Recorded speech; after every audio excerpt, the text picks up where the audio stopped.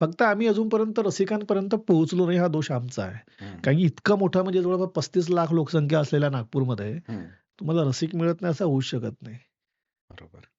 होऊ शकत नाही. सिनेमा थिएटरमध्ये गेल्यानंतर हाऊसफुल असतात. हं. एखादे ते काय मोठमोठे जे कॉन्सर्ट्स असतात त्याला एवढी गर्दी असते. हो, झेंजी जातात हो, त्याच्यामध्ये. हो. अ, क्लासिकल गाण्यांच्या कार्यक्रमांनाही गर्दी असते. म्हणजे तुम्ही जर म्हणत असाल, की बाबा क्लासिकल गाणे आउटडेटेड झाले, तर प्रचंड गर्दी आहे. शिकणारा वर्ग मोठा आहे. सगळ्या गोष्टींना गर्दी आहे. मग नाटकाला काय गर्दी नाहीये? आम्ही रसिकांना खूप ग्रांटेड धरलं आहे, की आम्ही काहीही केलं तरी चालतं. हं.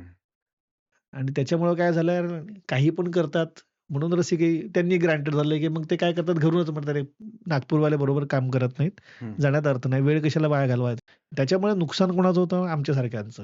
हं, जे आम्ही आतापर्यंत चांगलेच करण्याचा प्रयत्न केलेला आहे. आम्ही नवीन-नवीन प्रयोग केलेले आहेत. हं. त्यांना तो रसिक वर्ग मिळत नाही.